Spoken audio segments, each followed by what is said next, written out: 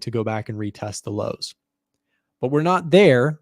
And in my opinion, right now, until proven wrong, I don't think we're going to go there.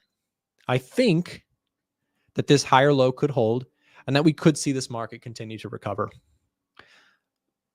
But that's my opinion, and my opinion could be wrong. And what you will notice about, traders who have done this stuff for a long time, they accept that sometimes you have an opinion about the market and you think you're so right, and then you just get smacked by it and you're just wrong. So sometimes that's going to happen. My bias, my analysis tells me I think we go higher, but I don't know we go higher, right? So if we don't know we go higher, then what do we do about it? We set stops, we set plans, etc. So that's my game plan on the NASDAQ. I just wanted to lay that out for you guys because I am bullish on a couple things. I'm bullish on the Russell, which is not looking so positive. Same game plan. Look, the Russell was same concept. Put in this higher low last week. Thursday, optimism came in. I'm fine with the Russell retesting trend lines, retesting, a retracement level within like the 1 hour chart. I'm fine with, on a price action standpoint, us retesting the 61.8%, right? If this happens, all good. If we even retest the lows of this, I'm fine with this, but I do not want to see Thursday's optimism push get squashed, because if that happens, sellers are back, I think, and then we probably go lower, right? So that would be that's my rough draft for this week. What about on the bullish side? I'll do a real quick breakdown on that. If I'm looking at the NAS and I'm looking at the daily chart, where am I as a bull? Well, if stuff comes in and it's good news this week, retail sales, Walmart sales, Walmart earnings. If these indicators this week that the market's watching for are a positive thing, I'm looking for breaks across last week's high, and I'm looking for a next push up into this area. And I'm going to tell you right now, if we go back and retest 19,600 on the NASDAQ, I'm feeling very bullish, because then what you've done is you've now recaptured the hope that came with this candle. This day was like a 3.5% up day on the NASDAQ, right? This day was a huge hope candle. This is a hope candle, right? I want to see these hope candles be restored confidently as a bull. So what I mean by that is I want to see this action happen. I want to go back and retake those areas. I want to say, nope, we're coming back to these areas and we're holding tight here. Because then that tells me, again, now you've got hope restored, and on hope, we can continue to rally. But if we take out lows, again, that is my game plan on a price action standpoint. I've got to be willing to accept either way in this possibility. The last caveat that I've mentioned, personally, I have cash sitting on the sidelines. So if in the long run, the best opportunity for me personally, and for probably a lot of people listening who have been waiting to buy individual stocks or things, would be for the market to completely flush lower. If I'm completely wrong, it's the best case scenario for me, which is kind of weird. But because I have cash on the sidelines, if we see a bigger fall down lower on the stock market, then that gives me a chance to maybe load up on some shares at better prices. So it's weird. I want the market to go up because that's my analysis. And from my ego's perspective, I'm like, yeah, let's see the market make a recovery. But from an actual making money standpoint, I'll lose money in the short run and make more money if the market goes down, because then I can build bigger positions for some of my longer term holdings. Kind of a weird concept, but just wanted to share that thought process with you. Again, guys, any trades that I take this week, we're going to be sharing all of them inside of the Discord channel. We dropped the link earlier, but if you guys would like to send a direct message to our team, you get 35% off. We're doing that right now. So chat with us right now if you want to get 35% off. Someone from our team will get you that membership discount before it ends. And stay tuned. We're going to be right back in just a second. We're going to thank our sponsors here on the show, and then we're going to be joined by Chris Pulver to talk some markets here this morning. So stay tuned. We'll be right back with Chris after this. If you're someone in the United States looking for a Forex broker, it's been hard to find recently. There's been a lot of changes in the industry, so I wanted to take a moment to tell you guys about Oanda. Oanda is a US regulated brokerage that allows US traders to trade currency pairs like the euro dollar, the pound dollar, the dollar yen, Kiwi yen, all sorts of different currency pairs. So if you're interested in checking out Oanda, we're going to be dropping a link in the chat right now as we speak. They, again, are a huge brokerage in the United States that allows you to trade without the worry of whether or not your account is going to get shut down tomorrow from an offshore, unregulated, sketchy brokerage. They have been around for a long time, and I've used them myself for a number of years. So if you're looking to trade FX and you're in the US, this is the brokerage to check out in my personal opinion. So take a look at it. We'll drop the link in the chat, like I mentioned, should also be in the description of this live stream. Do your due diligence and see if it's right for you. Now back to the show. All right, and we're back. Sorry, I'm hidden behind this thing, Chris. I'm coming. Hold on. There I am. All good. Okay. Hey, what's going on, Chris? Welcome back to the show. Happy Monday to you. You as well. How's everything looking on your end? Doing all right. We've got a nice slow start to the markets this week. I know a lot of people over the weekend were probably getting PTSD from last Monday, right? Chris, does it feel like a week ago, or does it not feel like it's been like 3 weeks since last Monday's chaos? And last question to add on to that, I don't know about you, but on Friday, I was craving the weekend. Usually I like to watch the markets. Usually I like them the weeks, but last Friday I was like, I need a break and I need a beer. Yeah, I didn't make it past like 8 p.m. on Friday. Usually I've got some Friday night plans, and I fell asleep at 8 p.m. I was a little spent. Yeah, a lot of extra time watching futures all night long, all week long. So yeah, I bet you a lot of people in the audience felt the same way. Did you guys feel that way? I mean, last Friday was exhausting. I mean, I felt like last week was just, I mean, anytime you get a big kick up in the VIX like that, it will rock your socks. It'll make you pay attention. And a lot of people, I mentioned this on, numerous things, but the views, I think you saw that too, Chris. Views on the channel were up like massively last week, which is always an indicator just that something crazy is going on. So yeah, really interesting. What do you think, Chris? I was just breaking down. I think you heard a little bit of my thought process on the S&P 500 and the NASDAQ, calling my hope candles, these big moves up. Are the hope candles going to hold? And if they don't hold, what's the game plan for you? Up or down? What are you doing this week? Well, I think the key last week was if you were able to survive, Sunday and Monday without having too much damage. And I sat, I sat pretty tight, just kind of letting volatility went from this to this on Monday. And then by the end of the week, we were probably around that. So your implied volatility is still a little bit elevated. I don't think it's out of the sales yet. And this week, I really think that the market is going to be way more employment data sensitive than it is going to be inflation data sensitive. One thing I was surprised to see this morning is I go back to this September, November, December. All this has changed, Nick. September now is back to 50-50. Yeah. It actually, just from this morning, it switched again. Hang on a second. It switched again. We go back to the CME watch tool. So I had it in favor of a 25 basis points cut that just went. Yeah, this is different.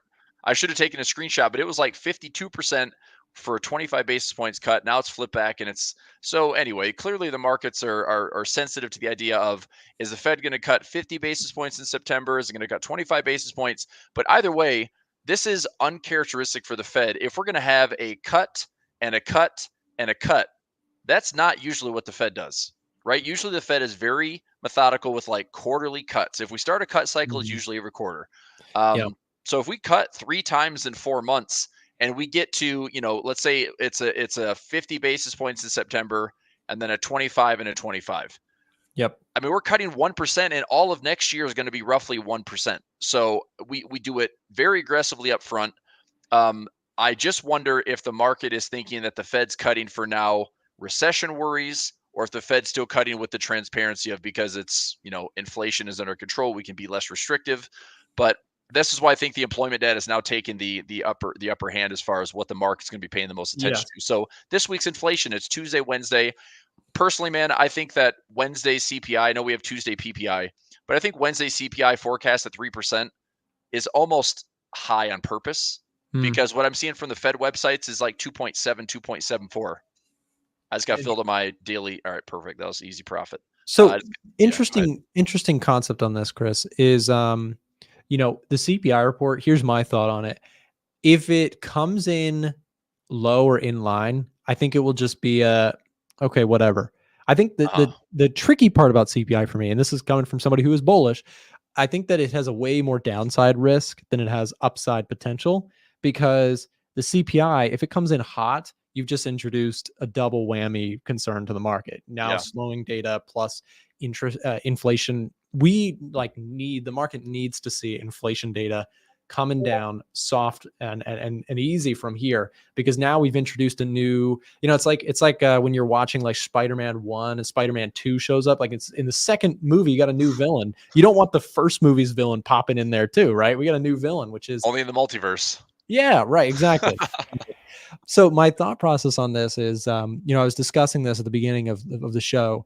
This concept of rising unemployment rate is now, as you just mentioned, it's taking precedence even over the inflation story, and that's even administered in the Fed's speeches that Powell has been mentioning. We see equal risk now to both sides of our mandate, so on and so forth. The other thing that people often like to mention is that, and I know you and I have talked about this, unemployment rate, when it's rising or falling, it usually doesn't move sideways. Usually it's moving one way or the other. It's usually moving up slowly or down slowly. And in bad situations, it's moving up quickly. So do you think, and this is obviously an economics kind of difficult question, but do you think that the Fed is behind the curve on this? As some, the more bearish crowd would say they're behind the curve, the more bullish would say, no, they've got plenty of ammunition. They can thread the needle. What do you think? Well, I would personally never give the Fed credit for threading the needle, because usually when they come in, it's something's broken, right? Yeah. So I think what the market is interpreting is, if the Fed is cutting rates in September, is it because it's now appropriate to cut rates and they're doing what they said they were going to do all along? Yeah. Or is it because, oh my gosh, we are in a recession, things are getting way worse? I mean, it's such a delicate situation of what's, like, the Fed. I do think the Fed is backed into a corner. But what again, we talked about this a lot last week, especially when everyone's shouting for emergency cuts. I'm glad they didn't do that, right? You and I both agree. Yes. Like, if they start doing emergency That would have been slashes, terrifying. and so to that point, I also don't want to see. I don't want to see this 50 basis points cut. I don't think they need to do that. I think they just need to do what they say, which is 25 basis points, and just do it for the right reasons. Now, I don't know how much time we have in between. Now that we had non-farm payroll, we have unemployment claims every Thursday. We're getting through CPI, PPI this week. The rest of the month, if we can kind of survive Walmart with, earnings. right, it's going to be earnings, but they're quiet. Like Mag 7's done. Last week was 1,000+ companies. They're done. This week's only like 300 some companies. And it's mostly China. Like, a lot of earnings this week, it's Alibaba, it's JD, it's Tencent Holdings. So it's more China than it is. I mean, obviously the big ones are China, in my opinion. Yeah. But going into August, the remainder of the month is like Jackson Hole. That's really all that's left. So I think this is going to be a bit of a grind moving forward. Levels that we're both watching very carefully would be, if we come back and test this area right in the middle. Let's just say that the market finds equilibrium, right? Mm-hmm. This is now, I'm very short term, and I'll honestly, like, I'm very short term. I think that the bulls, I mean, even this morning, it's like we dropped 35, 40 points this morning, ripped all the way back up. And I was like, okay, that's cool. It's a Monday, so that's nice that the market's not just dumping. I looked at currency strength this morning. The JPY, the Swiss, started off very weak all morning. Mm-hmm. Started to rip back up here right at opening bells. Like, okay, like, I just think that what you have to watch is, you have to watch for risk on versus risk off flows. Yes. And so the whole question is, I don't think the Fed is going to get it perfect. I don't think the no landing scenario is really going to happen. I think that I think we're close, man.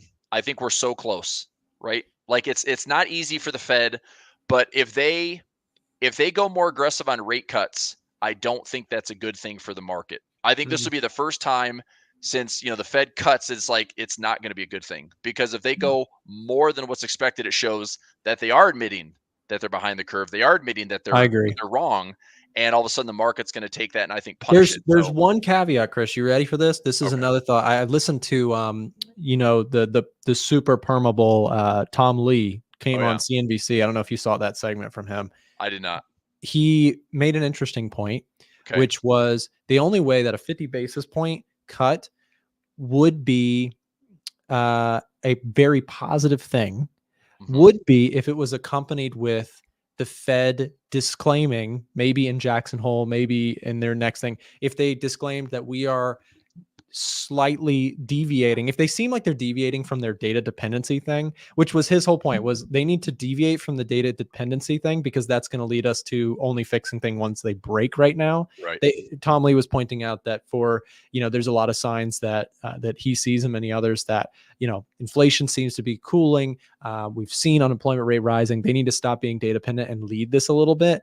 And Hmm. if they came out and said, something along those lines, that they're more going to be leading it, there's risk there. But then a 50 basis point, if they came out and slapped a 50 basis point strong on there, maybe in that case where they say we're trying to, we're going to stay confidently ahead of this. We think we are ahead of it. We're just going to go ahead and do this.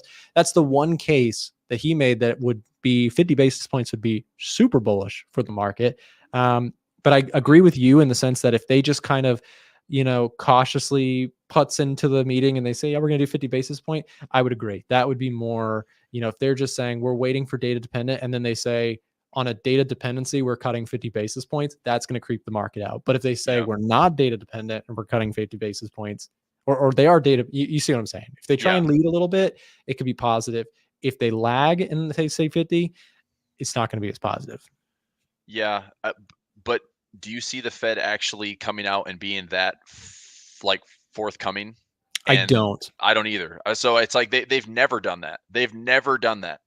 It's like for 2 years we've heard data dependency, so Yes. why would they change it and pivot to be like, well, we're gonna spin the words on why we're gonna cut 50 basis points. It's like Yeah. they've never done it. And Yeah. so I just think I Well, and think it's the last time I can think that there was something of that nature was in 2020 when Powell got, attacked for saying it's transitory, it's transitory. oh That was yeah, him trying to lead, for what was sure. going to happen. And And so, the next big FOMC meeting, he completely backpedaled on that yeah, transitory totally comment. erased his Yeah, opinion on it and said we're going to stay data dependent. And then we started hearing that every time. So exactly. it's tricky, man. I don't, I would love to see a 1995 scenario where we see, they thread the needle and things come through. But historically speaking, um, it's all about whether or not we enter a recession, right? If rate cuts are Agree. accompanied with a recession or Not good. not a recession Yep. is two different stories. Everybody's so fixated on once they start cutting rates, short the market with everything you got. And it's not about the rate cuts, guys. It's about the state of the economy when rate cuts begin. Hmm. That there's a distinction there because if you go back, we've talked about it 100 times on the show. 1995, they started rate cuts while growth was still strong, but inflation was beaten. The market went on a absolute monumental, life-changing, wealth-creating rip to the upside. And so you have to be careful just barking rate cuts are bearish. You have to do a little bit more work than that. And that's what we're trying to do every day on the show. So stick around with us. Chris and I are here every day. Yeah, and I also think that going into this next 30 to 60 days, um, like I'm just going to keep going back to like right now. If I go back to 2017, 2018, let's have a brief. So we talked about this last week, but I think this is a good lesson to draw from. Mhm. I'll go back to this chart here and go back to SPX and go back to 2017. This is the closest thing I can find to what we just experienced last week. And it was the low volatility rip we saw in 2017 and then Mhm. the volatility event we saw in January of 2018. I'm almost there. Here it is. Okay. So this was a bit of a rip your face off volatility event. That's what ours was on Monday last week. So think about this scenario. What did the Fed do in 2018? They were raising rates in 2018 and they raised rates every quarter through 2018. Now, the Mm. market responded to those rate hikes pretty favorably, right? Because we had the vol event in early 2018 and then the market spent the entire year after that dump rebuilding all the way back to all-time highs. Now, the final, October, this is what I'm kind of concerned with moving into the rest of this year. I know we have an election. We didn't have one in 2018. But Mhm. um getting back into, July put in a high. Okay. I said maybe a month ago that if Q4 of this year is not bullish, I'm way more concerned about going into 2025. You did say that. If we don't come out of Q4 with a bullish tilt or a bullish posture, I'm way more concerned with where the US market's going to be. Now, I will say this. Nick, is it easy to be a short seller in the market? Is it easy to sell and be a bear and make money in these markets? Yes or no? I've been short since 2016. How am I doing? No, it's not easy. Yeah. It's like the hardest trade, especially for my style, Chris. Not to Yeah. stop your point, but I like to trail stops. Shorting is terrible for, unless you are just ratcheting stops so tight. My strategy is much more favorable to grinding uptrends where I can trail stops within there. But keep going with your point. Yes, it's hard to short. Yeah. So even if we were to go into, you look at COVID, you look at 2022, you look at 2018, it's like even 2018, when this was clearly some damage was done here, right? We have this big drop, and then the bears keep trying, and then the market dumps at the end of the year. Now, even that, it's like, okay, so we drop, and then we rip, and then we drop, and then we rip, and then we drop, and then we rip. That is incredibly difficult. And believe me, there are tons of people that are seeing this and they're like, I'm so short.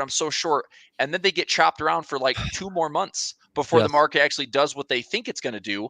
And most traders probably don't actually hold on to those positions. If they're trading options or trading futures, they're going back and forth for 2 months and they don't get any direction that they want.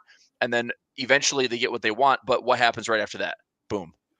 To the upside, to all-time highs again. It's like, I'm just telling you, true. if you play some defense and just look at it this way, if the S&P is down 10, 20, 30, 40, 50, if you got the dry powder, just buy it at all those levels. Yes. And who cares about the short term? Who cares about the short term? But to your point, Chris, I'll just show you this just to add on to this. So I can speak from personal experience in 2022. I know you said you actually had a positive year. 2022 was a negative year for me. I lost a lot of money in 2022. I mean, I made it all back and things were fine. And I'll get to what you just said about dollar cost averaging, which absolutely was my strength in 2022. But it was a negative year for me. And during that time, I had in this market, you might say, how could you mess up on the short side? Well, I did. I messed up on the short side, even in this market, because to your point, the thing about these markets is that when, if you're talking about the NASDAQ, I'm not talking for the currency traders out there, for gold, for things that are not, just like kind of built to go up over time as the indices. This year for the NASDAQ in 2022 was so difficult because even when you would get these big squeezes low, these moves to the upside were so violent. Look at that low to the high. That's a 10% rip in like 3 days. So you're talking about, even in a bear market, you want to talk about the most bullish times ever, the bullish couple day periods, it always happens in a bear market. Some of the biggest 2008, those 1 day moves are always in like terrible markets. Yes. So the point is, to your question about being short, is that easy? I tried during that year and made some mistakes without thoroughly, this was a mistake that I made, was without thoroughly back testing my strategy in a bear market to short stuff. I've tested it many times in bull markets. It works very well. Even in bear markets, I can survive. I'll take losses, but then be able to try and bounce back. Trying to short during that year was really tricky. And I think I lost more money than I made money on the short side, even though the market went down, down, down. The point is, even in bear markets, it doesn't go straight down for a suspended period of time. It usually goes, down and then violent up and then violent down and violent up. It's just violence in both directions. So you got to be real careful. But to finish my point about that, how I made a ton of money in 2023 following that is that exactly what you just finished with your point. I had a lot of dry powder, during this time. I had not been adding to my stock portfolio, and that saved me because then I started depositing, built up some longer term positions for me. And then when the market did rebound, I sold a lot of that stuff for mega profits. I had Meta. I bought Meta literally towards the lows. I bought, Tesla. I bought all the good names, held them, made money on the way out, and then proceeded to trend follow trade the way up. And, the point is, those are year-long stories that Chris and I have, that we've done this for so long. That's how you survive, is you have to adjust to the situation. And so, just keep going with your point, Chris. But just to wrap up on shorting is difficult even in a bear market.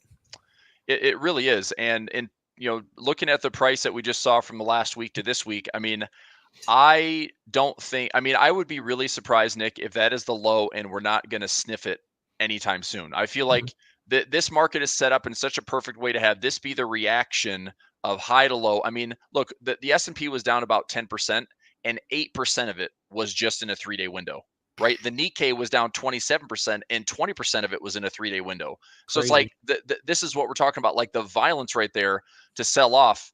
But I think what would be, again, technically healthy would be that the market gets here and we find that kind of, high, low equilibrium and we do turn over a little bit. Now, I don't want to see, I don't want to see this. I don't want to see another, 8 to 10% flush to the downside.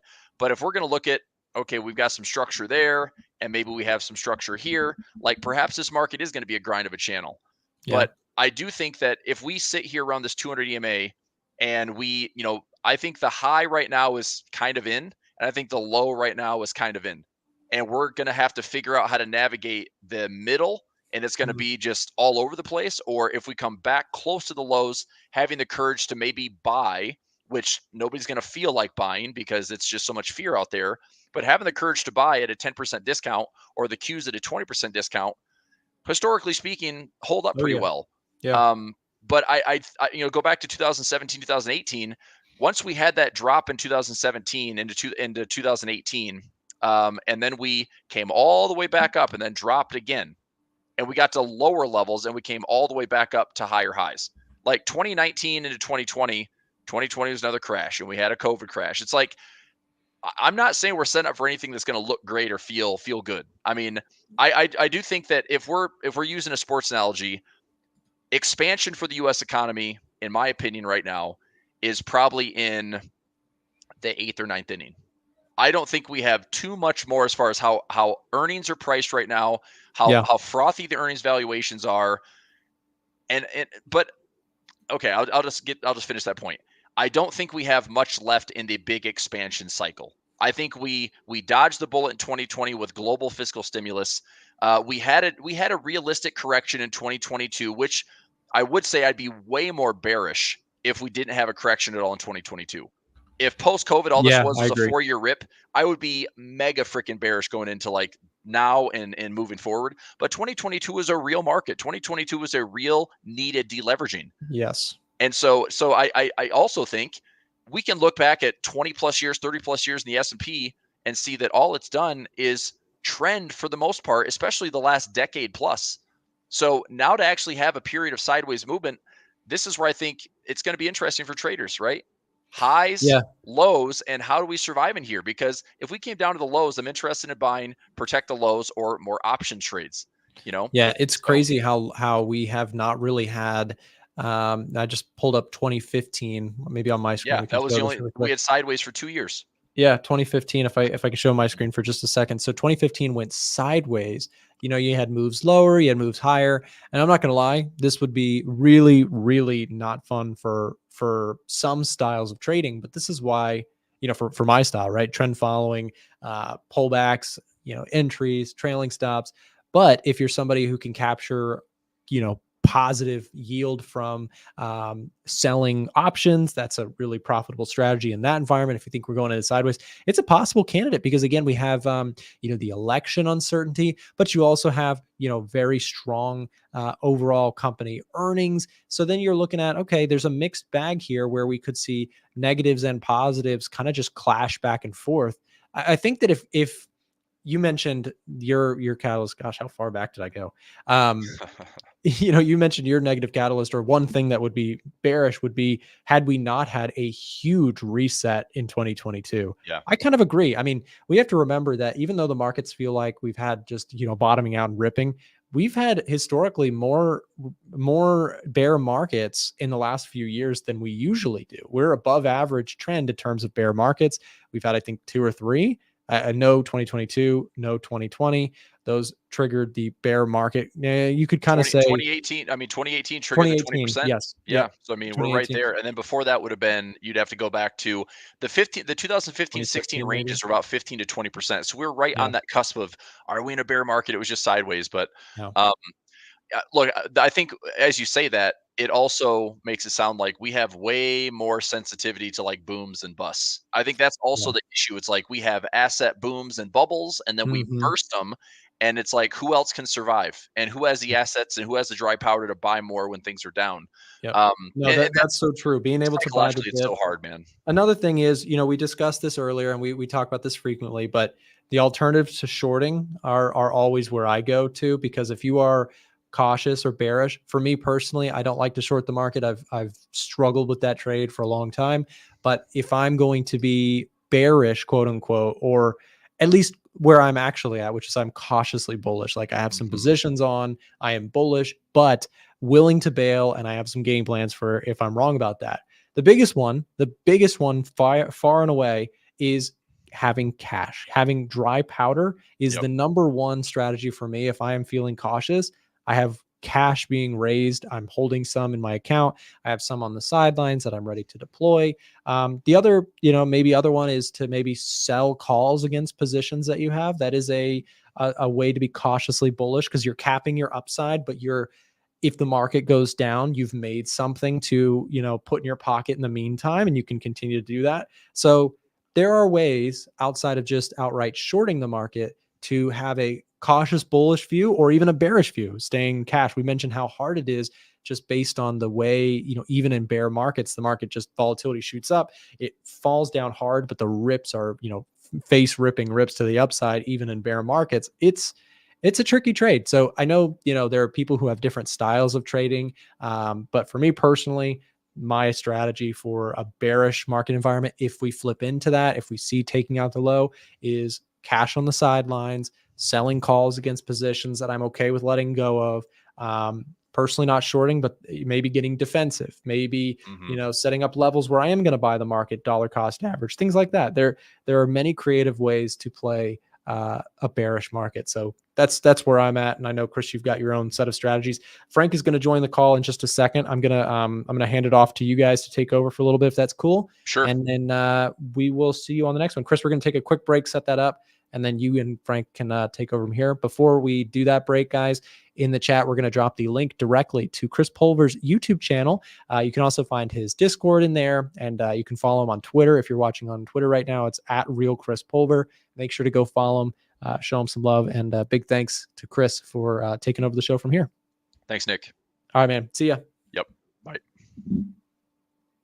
Attention A1 Trading Show fans. If you're interested in getting free access to the Edge Finder or our premium trade alerts, listen up. For a limited time, our show's partnered broker 8cap is giving out free access to our products when you sign up for a new trading account with them. If you already have a broker, you may want to consider switching to 8cap because of their low trading costs, a wide range of trading assets, and their amazing customer support. If you'd like to get access to our software and Discord server for free, click the link being dropped in the chat right now and ask one of our team members for more information. Don't miss your chance for free products and an award-winning broker. Now, back to the A1 Trading Show.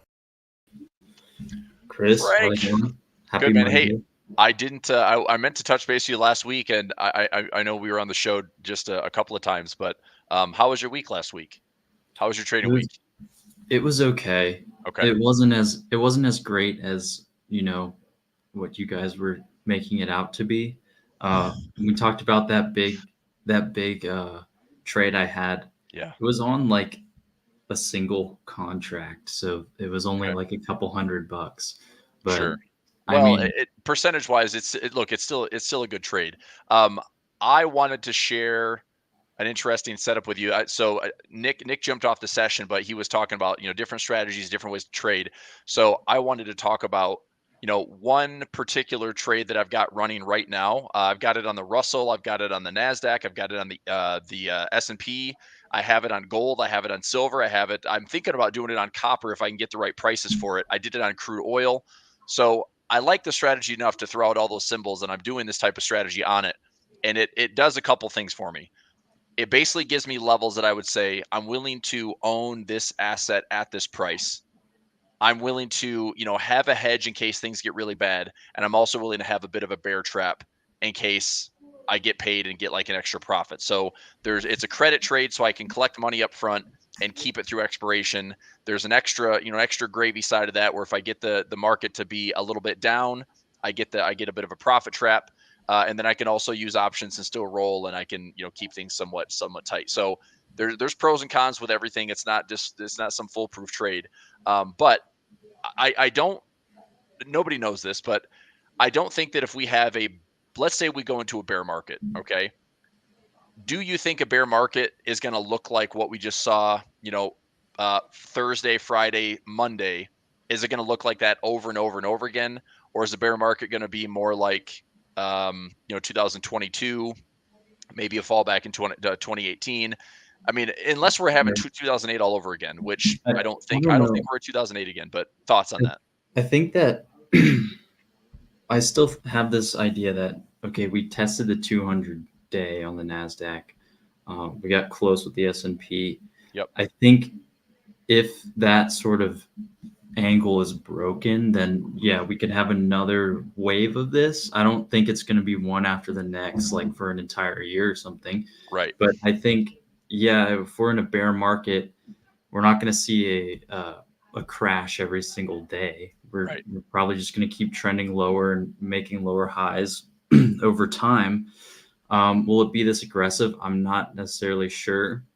However, if we do break under that 200-day, which I think this week is very pivotal in that, because we already have that cooling jobs data. Yep. And I know that we're highly sensitive to that now. Mm-hmm. But if inflation is lower, or if inflation is higher, that's showing we have a cracked jobs market. Unemployment claims isn't enough to counteract the 4.3% unemployment rate. So we see cracked labor market, and then we see stubborn inflation or higher inflation. That's a very bad sign for the market. And I think that brings back the stagflation conversation, right? Right. And I think that's going to be pretty pivotal this week. So if inflation kind of ticks lower like it has been, I think more focus on the jobs data. But if inflation stays where it's at or goes higher, then it's that question of that Fed emergency rate cut and stagflation and putting us in that bearish scenario again. So a 50 basis point cut is not like a good idea in my opinion, but I don't think it's not necessarily about what I want. I think that just might what they do. And that is likely going to cause some relief, but it's not going to help out the economy long term, because now we're putting ourselves back up in the harsh inflation threat territory. Mm-hmm. And then we can't promise that the jobs market's going to be saved anyways based off this cut, because a 50 basis point cut is not that much anyways. So I'm not really I'm very cautiously bullish. I have a call vertical for the end of the week. It's only a couple points. So if we go up to, I think, 457 on the Qs, I'll be I'm hedging. So I'm doing the same thing as last week with like one or two contracts, buying puts way out of the money, very short term. Okay. I'll lose on most likely because they'll expire worthless, but we get another move like we did the last couple days in the last week, then they'll change drastically, probably end up making a lot of money off that. So okay, I'm at now. So I wanted to look at let me actually price one out right now. I do think we're going to get a fair amount of volatility. I just want to see what the prices are. If I look at like right in here, this is kind of that nice equilibrium point.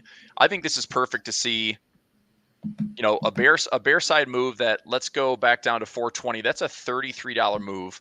And then to the upside, if we really, the Qs closed up above 475 or 480, that'd be a 20. So I'm going to do what I do typically with an earnings play, and I'll look at the Qs. I'll look at the SPY. Qs are going to be a little bit more sensitive, but I think I'll look at both, dude. Let's price something out. So we're kind of right in this equilibrium, right? I could see us getting to this level here. I would like to see a retest of, I don't want to see a retest of the lows, but it would make sense to me that we have such an aggressive flush down we come back and we allow, big money in market movers to just basically get out of crappy positions. Like anybody that was caught off guard with this probably spent all last week, and I'm including myself here, all of last week just playing defense. Like I've got more hedges in, I've got more defense in. I took a stop loss this morning on my NQ because it blew through my stop loss last week because of the volatility squeeze. So I did get stopped out on my NQ for just this put at 17,000, but I still have a bear trap in here at 19.1. So if we stay below 19.1 for the next couple of weeks, and there's no expiration on it until the 23rd and the 30th. So if we stay here, that's a $5,000 profit for me, and I only lost about $2,000 on this position. So I'll make profit on that trade. But point is, let me price something out. If we look at current prices on the SPY, and number one, I want to see what the calculated expected move is. So let's go trade. I think right now I have to be ready to trade this through probably the end of September. So I don't want to be super short term. It's going to be a trade that looks like this on a risk graph. So it's going to be there's max profit because I'm going to sell. There's going to be a trap here. Okay, so this is about what my trade is going to look like from risk. So if we go up, I can make some money. If we go down, I can make some money. And then if we go nowhere, I just want to see what that debit's going to be. So this is going to be reverse iron condor. I'm hoping that I can make, at least a 1-to-1. If I'm willing to risk, let's say $1,000, then I've got to be able to make $1,000 on the other side with a slight probability that we can go, up to this level or down to this level and give me something to trade here in the next, maybe 30 to 45 days. So wait, so is that you're saying you're doing that as well? Is a bear trap not keeping it in a? I guess you're hoping price doesn't go above a certain level, right? Correct. So this trade is the trade that I did here. So this trade it's all puts, and I did it this way. There. That's what that trade looks like. So I collected like $20 credit here. Okay. And then I have a bear trap that pays me about $100 credit because it'd be 100 points wide on the 19.2 by 19.1. And then I have risk all the way down to this was if we go beyond, that's 17,000. So this we'd have to go below like 16. We'll say 16,950, something like that. When does it expire? August 30th. Okay. So if it stays where it is, like right now, this is perfect because I took a small loss on this side, but I have an out of the money naked put that's still running. So if we have another flush lower, my out of the money put can maybe pay some bonus money there. This trade would be full profit. I took a loss here of about $2K. This is worth $5K, and then this trade cost me like $300, and it might pay me a couple $1,000. So there's a way that I can make this trade work if we stay below 19.1.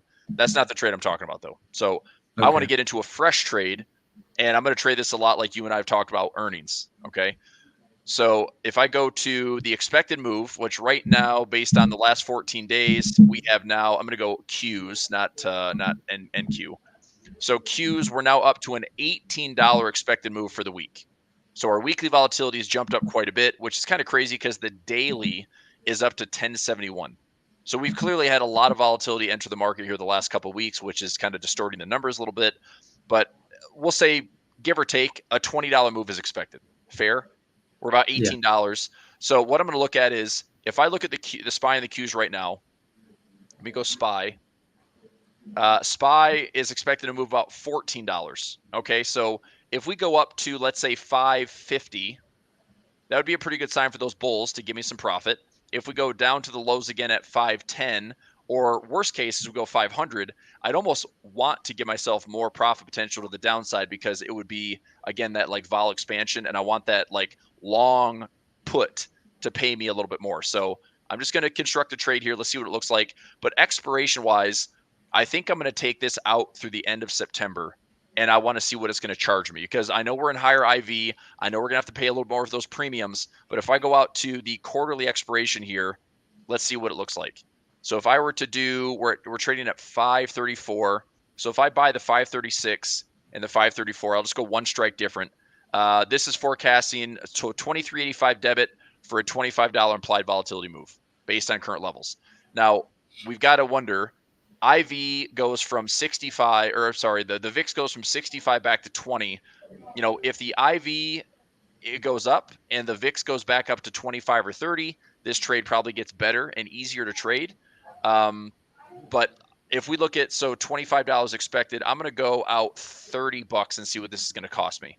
So 534 to 504. Let's see what that looks like. And then from 536 to 566, just to keep it equidistant. Now, I think realistically, okay, so I'm going to risk $1,800 to make $1,100. I obviously don't like that reward to risk. I think what I'm going to do, Frank, is I'm going to sell a little bit more aggressively on the call side. I'm going to sell the 557, and I'm going to get a little bit more premium out of this one. If I sell, that's crazy. I'm going to sell the 560. So I get a little bit more premium now. I cap my upside. So 536 to 560, that is a, what, $24 move? So you're more aggressive to the downside is what you're saying. Absolutely. So I'm essentially giving myself $30. So if we go down, let me change the color here. If we go down, I'm giving myself $30 of profit potential. If we go up, I'm giving myself about $24 of profit potential. Now the nice thing is I'm you know, for $30 down, I'm paying $17 for this trade. So if we even sniff that, you know, 510 or maybe 505, I can turn this into a decent profit. On the upside, I'm going to cap my upside, but I'm hopefully going to take in a little bit more premium. I could lower this a little bit more, but I want to make sure that I cover the cost of my trade, right? So if we're at 36 to 56, I'm paying $16 to make 20. I don't like that. So I'm gonna keep it up here to 560. On the downside, let me see what this costs me if I go a little bit lower. I mean, I could give myself another $4 increase on the downside. Look at that. Isn't that crazy? If I go to 504 versus 500, my price barely changes. I pay $17.30 for this versus $17.79. I'm only paying 50 cents more for $4 more profit. So I like this trade. Do you think you could look at something for me? Of course, yeah. What's up? Or SPX, I guess. Okay. Just if you went out to September, like end of September, okay, and just looked at the highs, which I believe would be for SPY, it would be. You're talking expected move or what? No, I'm wondering if you're really looking for like if you're trying to sell options instead of buying like just a reverse iron condor betting on volatility. Yeah. What if you did like, I was curious to see what the premium would be on like 56.80 or something on the SPY or on SPX by the end of September, because that seems like hitting all-time highs in a month doesn't sound very profitable. So you're saying you want to do a bear call spread at the highs? Yeah, I just want to see what that would be. Okay. Worth, so SPX, if you did a bear call spread, now I think that you're probably talking around. I think a broken wing butterfly would make some sense, right? Because that way you still have that profit trap. If we were to get to those highs at 56.70, I mean, you could do a credit spread. Let's look at it. Let's do a 56.70. So if we went to end of September, let's go SPX now. I only say that because I think if you did a broken wing, you would collect less premium if price never went up there. Probably because it's out of the money right now. But the IV is still high though. We're still high enough where maybe we can get, like, if I got $1.50 for it, I'd take the trade. But let's go. You want to go September 30th, end of the month? Yeah. Okay. So end of the month, 56.70 is the high. So if we went to 56.70, sell a call. So 56.70 right here. Sell a call, buy a call. You're going to risk $4.20 to make 80 cents, 75 cents or so of profit. Probability shows 77%, but that's way beyond the expected move. That's a 14 delta. So we'd have to have beyond a 1 standard deviation move to the upside. Time is on your side. I don't think this, I don't know, truly in my opinion, I don't think the market's going to break all-time highs. I don't think it'll. So you got to be comfortable with that type of reward to risk, though. You're collecting way less than 1/3 of the width, so that's not great. You're risking way more than what you can take in, but the probability, this is 77%. I really think the probability is much higher than that, Frank, because even if we go down here, let's say that we go up here and then, let's say we go up and then start to drop a little bit. Well, this trade probability wise goes up in probability if we have any type of move to the downside. Does that make sense? Yeah. So if we fall at all, this is just going to be higher probability, and the likelihood of going away back up is even slimmer. So it's not a bad trade, but let me compare this to if I broke and wing this thing at 56.65. So if you take a note, if you did a 56.70 by 56.75, or like I said, the high itself, the high itself is, yeah, it's there. 56.70 is the high. So I would stick with that as a bear call spread. If I wanted to add this in as a, let's do a call butterfly. Okay. And then 56.70. So move all these strikes down. We're probably not going to collect a lot of premium here, but if I could get if I beat 80 cents, I also give myself a profit trap, right? Same duration. So September 30th, go out to that 56.70. So if I pin that at 56.70 and I do my butterfly here, I'm making the same credit with a profit trap. So to me, I actually like this trade better. I like this trade better. That makes sense to do that. Okay, I'm going to take this trade, dude. I'm going to take this trade. Really? Yeah. What? I mean, end of September, you think we're going to be at all-time highs? I mean, no, but I don't want to be an instigator for. No, you're not. Dude, look, I'm going to take both trades. Like, I'm going to trade from here. So if we stay below this level, I'm making some credit. If we expand one way or the other, I make some credit. I'm not doing a broken wing down here, though. I'm not calling the bottom in case this gets nastier. I've got hedges like crazy. I played a lot of defense last week. I'm adding in those like out of the money long puts just in case. I mean, if we get back to highs within a freaking 30 to 45 day window, I would be. I mean, I guess as always, the market can always surprise you, but I would be a little shocked to see that be capable. I mean, I have a question too. Yeah, go ahead. So, if the market does drift higher this week, you could also wait on that. Here's what I'm going to do. Wing for the same. I'm going to double the credit. I'm going to say instead of making 60 to 75 cents, I'm going to get filled for like $1.50 or $2. I'm going to take that trade. Fair? Yeah. All right. So I'm going to put this trade in. I like this setup. I'm going to go ahead and put this in for $1.50. So this will be. I'm good with one contract here. Like if I get $1.50, that's a little income by the end of September. I think that's fine. So let me get in here for, let's do $1.50. And I'm going to throw this in everybody's account. So this is going to take up buying power wise, about $350. That's totally fine. So I'll put this in here. So $1.50 pending. Yeah, I think that's fine. That's going to be, we move up higher. Maybe, I don't know. Let's get $2 out of this, dude.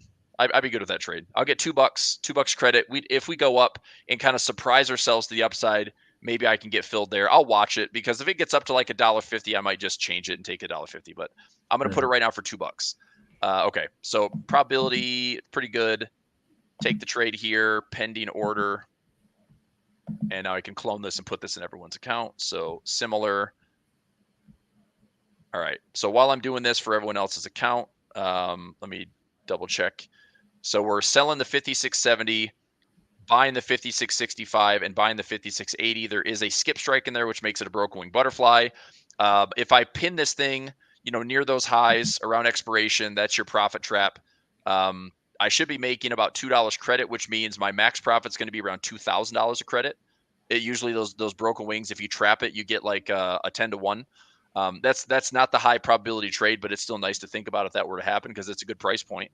So anyway, I will say though, the window in that broken wing is really small for the SPX because we're only going 5 at a time. So your first call, you bought a call at 56, what? 65. 56? And then you're going out to 56.80. So I'm doing 56.65 as my buy, my 56.70 is my sell. That's my pin price. And then I skip the strike in order to generate credit because a normal butterfly is a debit trade. Right. So I don't want this. So the wider I go here, the bigger my risk is. So I don't want to have a big risk. Like I'm going to basically try to take in, well, it says max loss here at $300. I'm actually, you know what? I'm going to take this down to Let's replace this order. I'm going to replace this at 150. It's just the issue is pinpointing it within like a 10-point range is very hard. So it is, but here's what I'm looking at though. If all the traders really doing is this, if we came up to these highs and we rejected, you would hit max profit if it expired there though. But if it expires at 56.90, which is just slightly above, that means you're out of that trade. Like you lost $300. Okay, but at the same time, here's the deal: if I lose $300 here, but I can make over $1,500 here, I'm going to take both trades. Does that make sense? If I do the reverse iron condor here and I can make $1,500 one way or the other, I don't care about this. This is a high probability trade just to give me credit. If I make $1.50 here, that's just a little credit play. Okay. Yeah. So to me, the more money to me is going to be if we have more volatility one way or the other, I'm going to trade that volatility. I think the only issue that I have with that is this would be the perfect time for the market to have such high volatility and then go into nowheresville, right? That'd be my only concern with the reverse iron condor is like, I want it to go test the low, test the high. But just like we saw with NVIDIA, when NVIDIA went to the highs and then dropped, NVIDIA didn't do anything for several weeks. Yeah. So the reverse iron condor might actually be the worst decision of the two we're discussing today, because maybe we go nowhere. Maybe this market is so choppy, we don't have, we have news this week, but if we get through this week and it's kind of unsettling or like things are just not really moving a lot, then we go to Jackson Hole, then we get into September, then it's a rate cut. I mean, if I'm buying options, I don't want to have to wait 30 days to have movement, right? If I'm buying options, I'd like to see price actually go somewhere. I think if you're talking about a week span of time, yeah, but in a month, I definitely think that we'll be far from where we are right now in either direction. But if you were looking at this week, maybe the IV is going to be so high that, the credit's going to be big. So you could take maybe an iron condor on that, and then only to realize that these swings up and down have taken us back to where we were essentially after 1 week. Yeah. Well, the way that this trade would be managed would be, I have to know my break evens, right? So I priced it out. This is around $17.50. So if we're trading at, if I go to the SPY or the Qs, the SPY is probably a little bit cheaper. If I go SPYs and we're trading at 535, if I'm paying $17 for the trade, I know that my break even is going to be 552. If we go down to 518, right? So 552, I'm gonna have to have a chart alarm. 518 chart alarm, because either those levels plus having some time left in the trade, that would pay me profit. When I take trades like this, I'm still looking for 10%. I'm still looking for 15%, 25%. Like, I'm not looking for these huge, ridiculous profit runs. If I get 10, 15, 25%, I'll take the profit. Okay. So I'm just thinking of it this way. This is a good equilibrium point to say the market's going to try to find a way to justify some type of volatility move. We are in higher IV. I don't necessarily think that IV goes. So if VIX dropping, I don't think we just go right back down to 20 again. I don't think we go right back down to 15 again. I do think that the VIX is going to have to find a way to spike up one more time. And so that's why I'm considering this trade, is if we have one more spike in the VIX, it's probably going to be more to the downside getting retested. I agree. I'm just trying to think. I mean, if we're going to see a spike up in volatility, the long options are not going to be, it wouldn't be terrible, because I would see the IV swell. And so my long options should actually also show, they're going to cost a lot more, which means if I'm already long on those options and we go from an IV of like 31 to 45 or 50, I mean, I could conceivably get like, one, I don't know, maybe double the, it's going to be close, dude. It's going to be close, but it's defined risk. And if I get it dead wrong, I'm going to lose about half of 1%. So not the end of the world. Let me go ahead and put this in for my broken wings first. So $1.50 credit. Yeah. Similar, put this in. I just don't want to lose my train of thought here. So this account, make sure I don't have it pending. Well, okay. Not pending. All right. We're good. We're out of time. Is there any today, time? But, oh, geez. But maybe tomorrow we can pick up on this and then maybe talk about earnings too. I think there's a couple that I think are going to move. Yeah. So tomorrow morning we got Home Depot. That's before market. That actually has a surprising move. If I do take a trade on this one, I'll let you know in Discord. Okay. I'll be watching that one, and then mostly for me, I think Thursday is the big one that I'll be watching. Like Walmart, even though it's not a big mover, it's going to be a big one to watch as far as the overall sentiment of the market. John Deere and Caterpillar, I treat those the same way. But you got some China exposure here with Alibaba and JD, and then Cisco's like Intel, right? Where it's a legacy tech firm. They talked about AI. They had this big run, but Cisco's actually looking like it's tipping over, being pretty bearish right now. So I think something to definitely talk about tomorrow. Okay. Okay. Cool. Sounds good. All right. Thanks, man. All right. Thanks. Talk to you soon. Yep. Bye. Our friends over at 8cap are hosting another trading competition for A1 trading fans. If you're interested in testing your skills against other traders in the community, here's how you can join. Head on over to contest.8cap.com. You can find the link down below and select the A1 Trading Demo Competition. Registration is open now and ends on August 19th. The competition will also start on August 19th and ends on September 2nd. You have the chance to win prizes for first, second, and third place finishes. All trading will be done on demo accounts, so there's no risk involved in the competition. Sign up now for free and good luck. Hello guys, how is everyone doing? So the camera, there we go. So happy Monday. I hope you all had a great weekend. So on the watch list this week, we've got Euro dollar, the dollar NOK, pound dollar, euro pound. We have got crude oil and the NOK SEK. So euro dollar, I am still bearish, looking to get into some short positions, hopefully on a pullback to this weekly resistance here, possibly fill this wick a little bit, retest this 200 daily moving average. Well, I guess a weekly moving average on this time frame.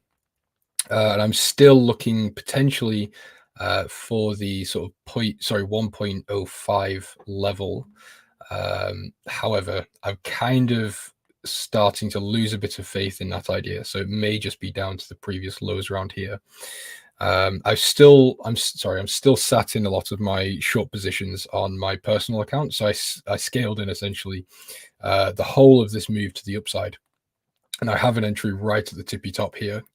So I'm quite happy to sit in this position and sort of just DCA it essentially. So we'll see how this one goes. But so far, so good. We are seeing a bit of bullish momentum today in euro dollar, but it's nothing that I'm concerned about really. As it is only Monday, so we've still got the rest of the week. Now I'm a little bit salty about this one. This is obviously the dollar NOK. I've been speaking about this one for probably a month, 2 months now. I had an alert set here that was actually activated. I think it was late last week, or early last week, sorry. So I think it was like Monday or Tuesday, but I was away at the time, so I didn't execute. But you know, this would have been a huge catch actually. It would have been in, already about 1.35% profit. So I'm still looking for this area to get tapped again. The daily still holding above the 200 moving average. So I'm looking for some sort of pullback into this level of resistance, and then I can enter for a continuation to the downside. This is a long-term trade. You know, I'm looking to hold this one into sort of Q2, Q3 of 2025. And I'm not too bothered I did miss the entry, because we do have obviously Fed cuts scheduled in, or heavily been spoken about this year or for the rest of the year. So the Fed cuts might be the catalyst for this trade. You can see we're still holding the uptrend on the daily time frame, so the trend hasn't broken. And yeah, like I said, we've still got Fed cuts that could be the entry catalyst, as we do see a higher price come with a shorter term, weaker dollar during that period. Pound dollar. Now, unfortunately, I'm not in this trade, although it looks really nice. I'm still in my long-term short idea. So I'm looking to take this one to the downside. Again, this one is more of a position trade into 2025. But for the short term, definitely looking to get into a long position here. So let me just pull this up. So just going to reference this again. I tell you guys, I do this every Sunday. So essentially I take every bank report that's relevant to my case. I list out the currencies and come up with an idea, and then write out a summary here and some trade ideas based on the information here. Now, I might not execute on all these trade ideas. It's not these aren't really signals. It's not something I'm going to say, okay, bank reports say this, I'm going to go long UJ because of this reason. It's more just a rough guide of, okay, well, if I am looking to get into pound dollar longs anyway, how is this supported by bank reports? And that's basically, this is just one segment of my analysis. But you can see here the GBP, or the sterling, has shown resilience and is supported by improved global investor risk sentiment.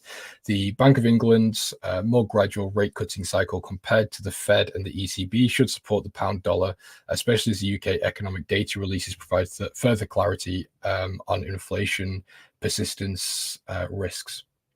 So essentially, makes sense to go long, but again, looking to get into some shorts potentially after we've had Fed cuts. So maybe even in December, I'll start looking to get short around this weekly level that we've got up around here. So essentially, I'm looking for this wick to get filled, looking for a pullback into this 50% level. We did reject the moving averages here really nicely. So this is the 21, the 200, and the 80 MAs have all been, really nicely rejected by this previous weekly candle, also lining up with the 50% level. So technically looks great.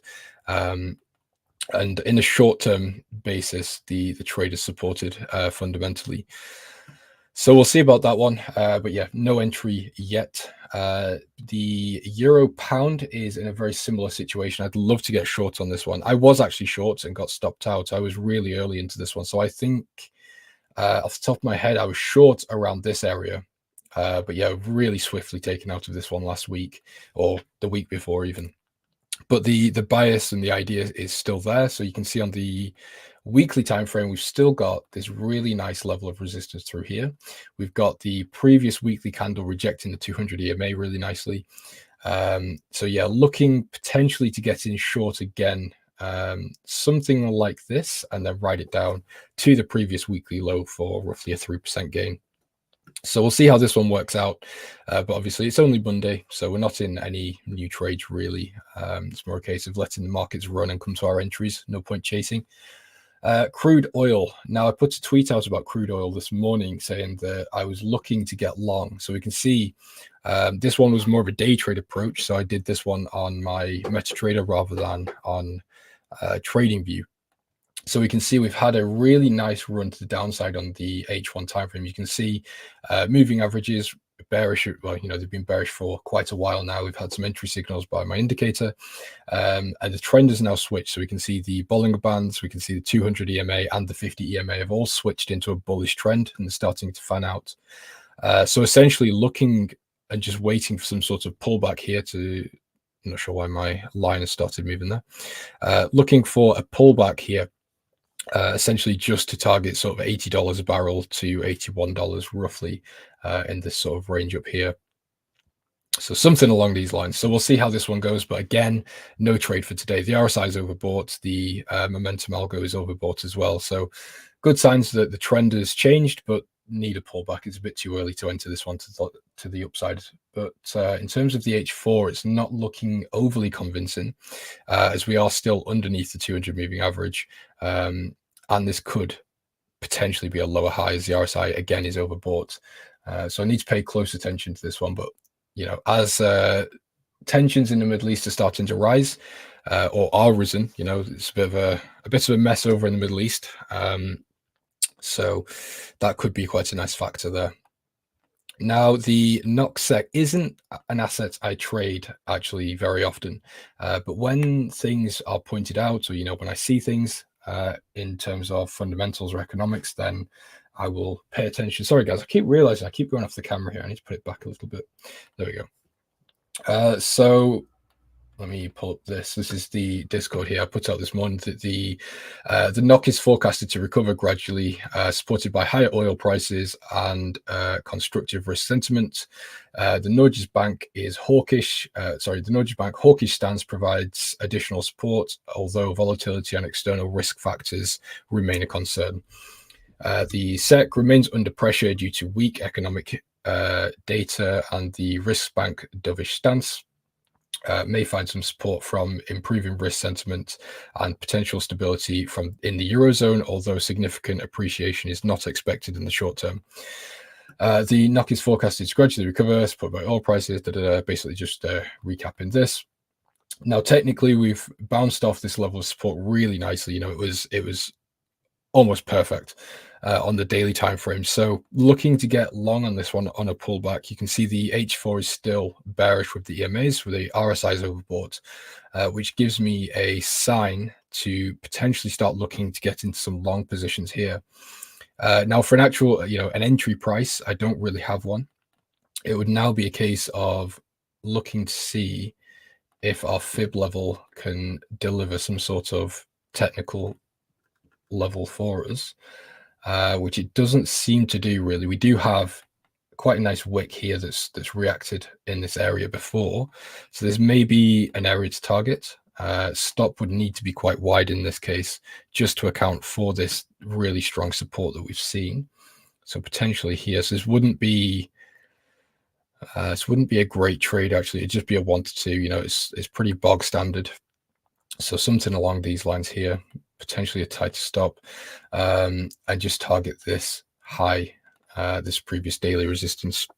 So we'll see how this one goes as well, but not overly happy with this trade. It's more one that if the entry presents itself, it's fine, I'll take it, but it's not one I'm necessarily sat on a sidelines waiting for. Now for the currency indexes, we're seeing a quite nice open to the week actually. We've seen the Australian dollar react off this level of support really, really nicely. And essentially just a continuation. I mean, the trend isn't really there. We're still in this ranging sort of market. However, we did see a huge sell-off on the Australian dollar due to the Chinese news that came out, I think it was 2 or 3 weeks ago now. So we did lose almost 7% actually on the Australian dollar. However, we've made quite a nice recovery here. The yen is moving well as well. Obviously, we did see a risk-off market here. We also had a rate hike and quite a hawkish BOJ, along with a lot of carry trade unwinding. So that was a bit of a hit actually in terms of dollar yen, euro yen, and all the yen pairs. But since then, the BOJs came out quite dovish. And it doesn't sound like they'll be hiking again anytime soon, at least, hopefully. They were more talking about the market volatility. They don't want to, really drastically mess up markets. When we did see this move to the upside, we saw the markets go a little bit crazy. The stock market went to the downside. Nikkei lost huge gains. Dollar yen lost essentially all of its yearly gains in, what was it, a week, 2 weeks? So it's a big hit to the market. So essentially, the Bank of Japan won't be intervening, at least now. So that's a pretty good sign that we could see a lower yen in the short term, at least. The pound dollar, sorry, not the pound dollar. The pound index is doing fine. It's not really anything to shout and scream about, although it has gained some ground here, which again is a good sign for the euro pound short potentially. So going back to the yen, I'm still in my yen position. So I'm still in my dollar yen and still in my Australian dollar yen. So you can see, actually I'll pull it up on the weekly time frame here. So you can see I've got the 2 lines here that indicate my initial buy entries I'm still in. So these 2 are in quite significant drawdown. I scaled in again right at this, right at the low as we bounced off the sort of fib level in the previous low.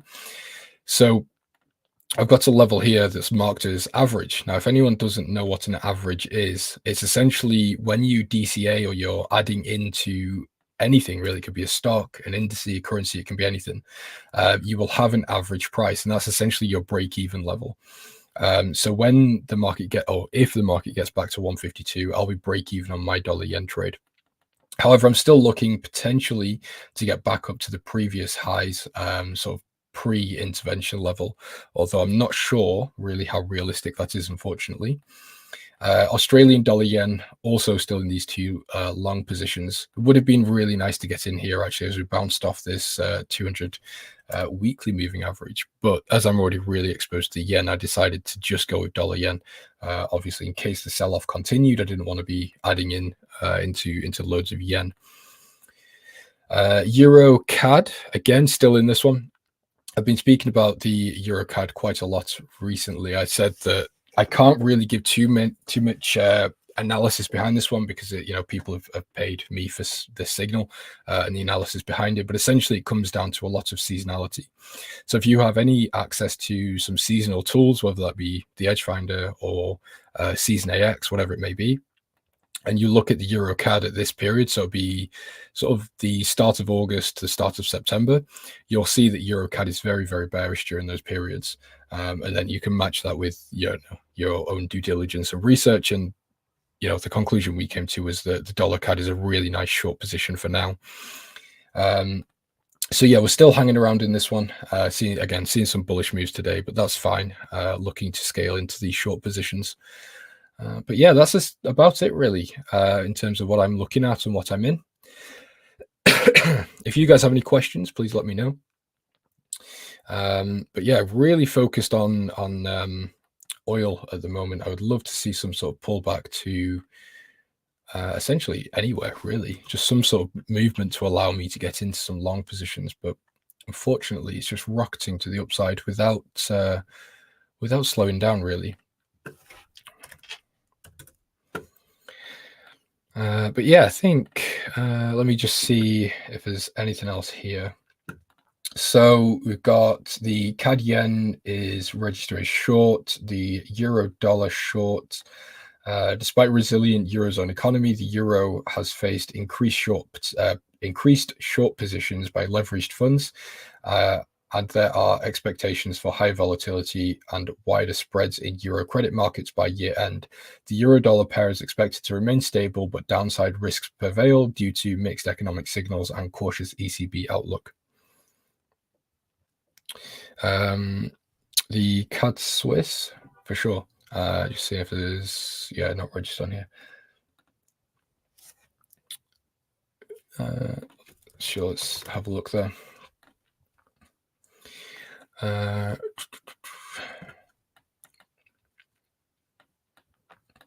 Yeah, so in one of my streams, I'm not sure if it was this one of the TraderNick streams or A1 streams, so it was my own stream. I can't remember where I said it, but essentially my outlook on the markets at the moment is that we saw a huge risk-off sentiment and a lot of fear in the markets during this period.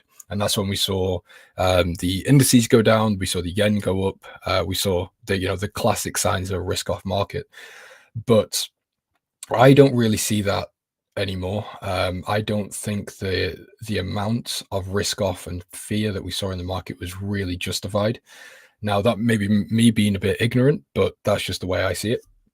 So essentially, when we see risk-off markets, we do see the Swiss gain strength. And if the risk-off market or risk-off sentiment is starting to come to an end, my view is that the Swiss should be losing some of its strength. And that's obviously what we're seeing here.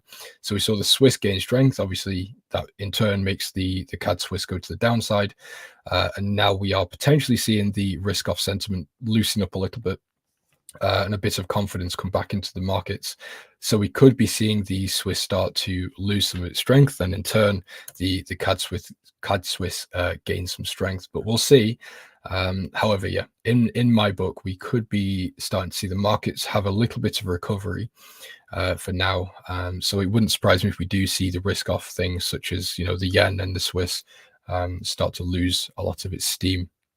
Although looking at the H1 looks a bit bearish at the moment, although the EMAs have switched to a bullish what do you call it, like a fan or something. Like the 200 has switched from above the 50 to below the 50, which in my book is a trend change. Obviously that's only on the hourly though, not on the H4 or the daily quite yet, so we'll see about that. Euro Swiss is in a very similar standpoint in my book. As I was saying, the Swiss has been used quite heavily as a risk aversion asset. So let's see. The problem is that I've been seeing is that technically, a lot of the markets at the minute really reflect a great technical entry for me. I mean, this one's not a great example, but this is a pullback within a downtrend. So technically, it looks great to go short. I'm just very cautious because these markets, like I said, do look quite nice for me to go to the downside. But just with my idea of the risk off sentiment relaxing a little bit, I'm more on the bullish side. So I'm in a little bit of a rock and a hard place here because I don't want to be going against either, my technical or my my sort of economic idea or sentiment idea. But this one doesn't look too bad. We're still hanging underneath the 200 moving average. We're at a level of previous support that could just be a break and retest. RSI is overbought. So yeah, technically really nice to go short in my book, but yeah, it just goes against my idea a little bit, so I won't be taking that. What broker are you using? I use 3 brokers. So I've got a spread betting account that holds the majority of my capital. And I use spread betting because it's quite a good tax haven, if you will. In the UK, we get tax benefits for trading on spread betting accounts. I use ACY Securities because Elite Traders has partnered with them.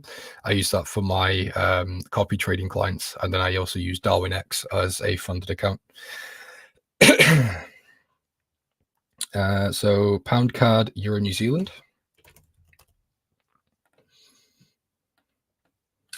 Let's see. I've already got something marked up here. Let's see what this is. So I had a fib. So I assume that I was looking at this. I can't remember when I drew that, but I was looking at this. What I assume was because of the short-term pound strength that I'm looking at. So actually, this does look quite nice to go to the upside. Now, I think that's a little bit optimistic. So possibly something along these lines. Yeah, really nice uptrend actually overall on the daily. Now, I don't trade the pound CAD really that often. But yeah, I would be looking to buy this actually. Not right now, I don't think, just because the H4 has switched to bearish from bullish according to the EMAs, and our fib level was broken. So technically, although it looks good, it's broken quite a few of my rules. So I wouldn't be looking to buy it right now. Although what I would need to see is a switch again of the moving averages. So I'd need to see a pull to the upside, potentially then allowing these moving averages to come into a bullish formation, then a sort of pullback, and then a continuation. So something like this. But obviously, that's trying to predict quite a lot of things. So not too confident about that, but it's something I'll keep on the watch list for now. So I appreciate you pointing that one out. Euro New Zealand. I just want to check. I just want to make sure as I'm going along that I've not got anything marked up already that I can provide some value for you.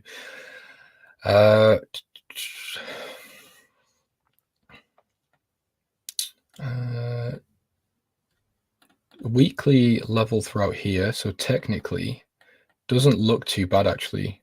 So we've got a weekly level of previous resistance that could now be potentially used as support, so break and retest. We've got the H4 still above the 200 moving average. So, actually doesn't look bad potentially to the upside. And this is just from a technical perspective for now. But this level's holding quite nicely. We've got quite a nice H4 candle forming here. So maybe this week I'd be looking for, depending on your time frames, I'd be looking for an H4 candle close here, obviously a bullish one, or a bullish daily candle close. The only thing that I don't like about this really is that we're not really seeing much momentum either way. The daily candle today is showing quite a bit of indecision. There's not really a clear direction here. So to me, it's a little bit of an ugly one. However, the lower time frames look quite nice. Australian dollar against the CAD.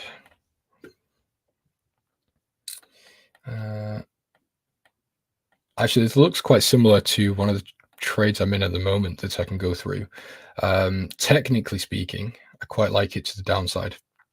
And the reason is because we've got obviously previous structure here. So very typical break, retest, and then potentially a continuation. Price is obviously rejecting 200 EMA. Oh, sorry, this is the 21 EMA on the daily. So daily looks quite bearish. The H4 looks bearish. This is the 200 EMA on this one. That's hanging above price quite nicely. Let's just see. So yeah, from technical look, it looks quite good to go to the short side. I would just need to see a bearish engulfing candle to sort of confirm the direction on this one. But yeah, not looking bad actually. Let me see. What's the outlook on the Australian? So here, the Australian dollar shown gains driven by strong labor market data and favorable valuation compared to other currencies like the CAD. The RBA's hawkish rhetoric contrasts with market expectations for a rate cut by the end of 2024.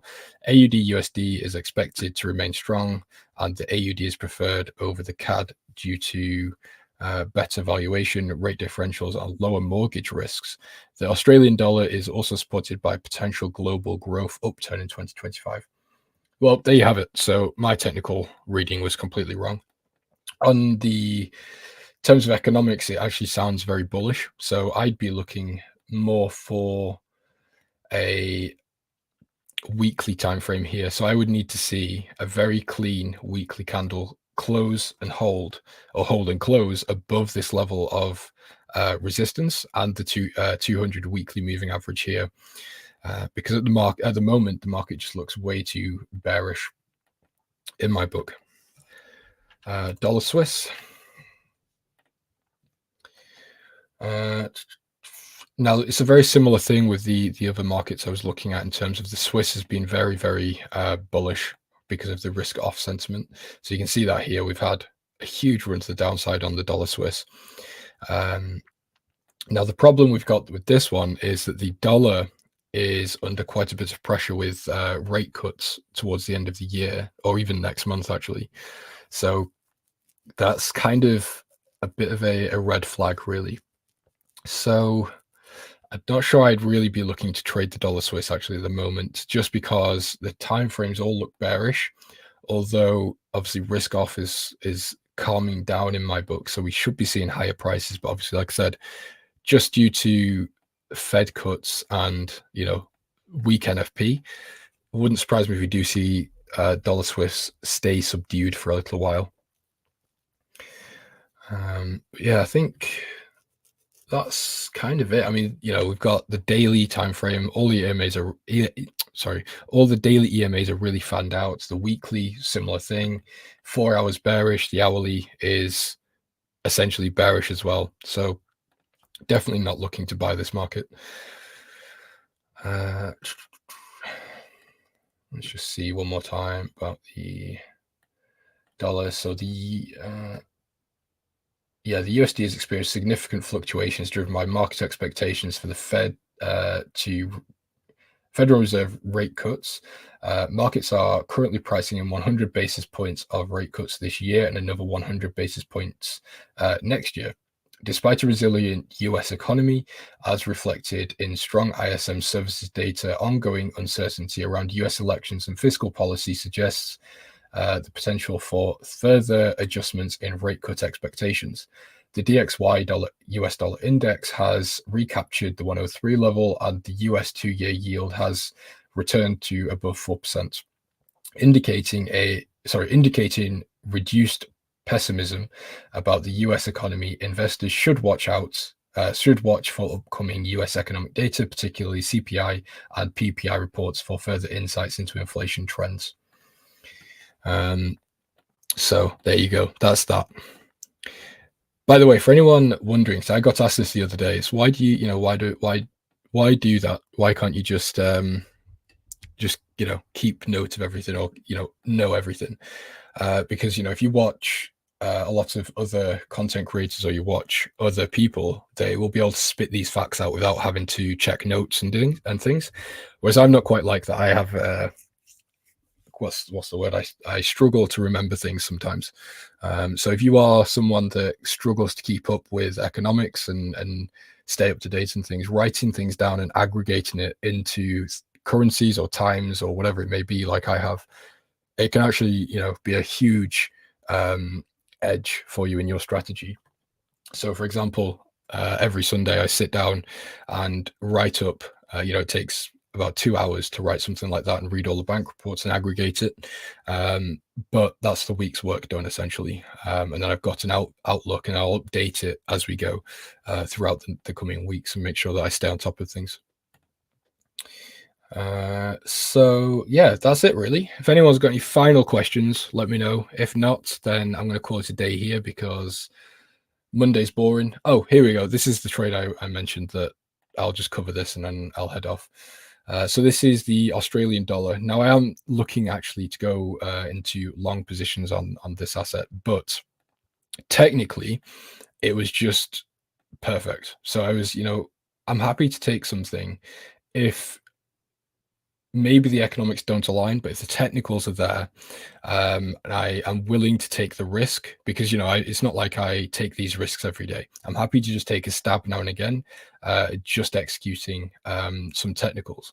Now, the reason I took this one is because if we draw the fib from low to high, from high to low, because we're looking to go short on the daily time frame, we've seen a nice rejection of this fib level.